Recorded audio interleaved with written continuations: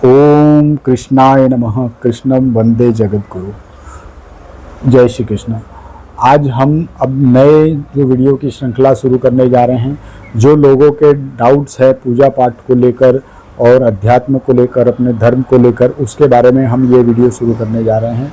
आज पहले वीडियो में मैं बताता हूँ कि आज एक हमारे जो दर्शक हैं उनका प्रश्न था कि जो अमुक जो पूजा पाठ कर रहा है उस व्यक्ति को देखकर जो दूसरे व्यक्ति है उनके अंदर जेलेसी उत्पन्न होती है या उनके अंदर द्वेष उत्पन्न होता है, क्रोध होता है कि ये क्या जादू टोना कर रहा है, कुछ तंत्र मंत्र कर रहा है जिससे कि वो मेरी को हानि पहुंचाएगा, ऐसा उनके अंदर एक डर होता है। तो ऐसी क्या ये डरना ये सही है या उस व्यक्ति के अंदर कुछ प्रॉब्लम है? आज मैं आपको पहले तो बताता हूँ कि आज इसका भगवद गीता में जो भगवान ने दिया है उत्तर, उसी के हिसाब से मैं आपको बताता हूँ। भगवान ने कहा है कि सभी मनुष्य अपने ही कर्मों का फल भोगते हैं, इसीलिए पहले तो आपको अगर कोई भी पूजा पाठ कर रहा है तो उससे द्वेष नहीं करना है। ये चीज़ आप ध्यान रखें, क्योंकि अगर आप द्वेष कर रहे हैं तो कहीं ना कहीं आपके अंदर नकारात्मक शक्ति है, क्योंकि नकारात्मक शक्ति ने आपको घेरा हुआ है। क्योंकि पूजा पाठ एक पवित्र कर्म है, पवित्र कर्म करने में विघ्न जो उत्पन्न करता है उसको दोष लगता है।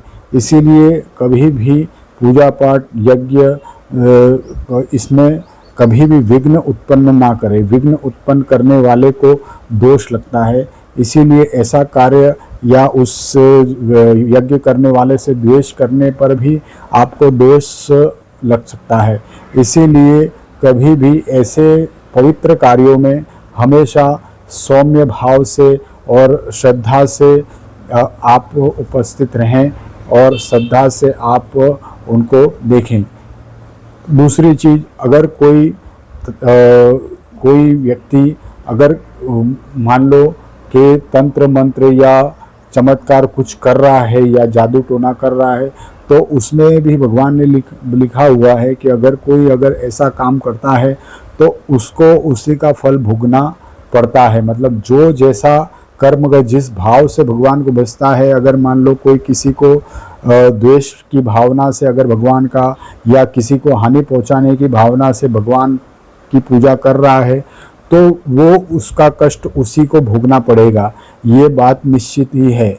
इसीलिए हमें इसमें कोई घबराने की ज़रूरत नहीं है और हमें तो भगवान में पूर्ण श्रद्धा रख के ऐसे जो यज्ञ है, पूजा है, ऐसे साधना है, कीर्तन है, उसमें हमें जुड़ना चाहिए सच्चे हृदय से। जैसी आपकी भावना होगी और आप अगर अपनी भावना से जुड़ेंगे तो भगवान आपको अवश्य ही उसके हिसाब से आपको फल प्रदान करेंगे।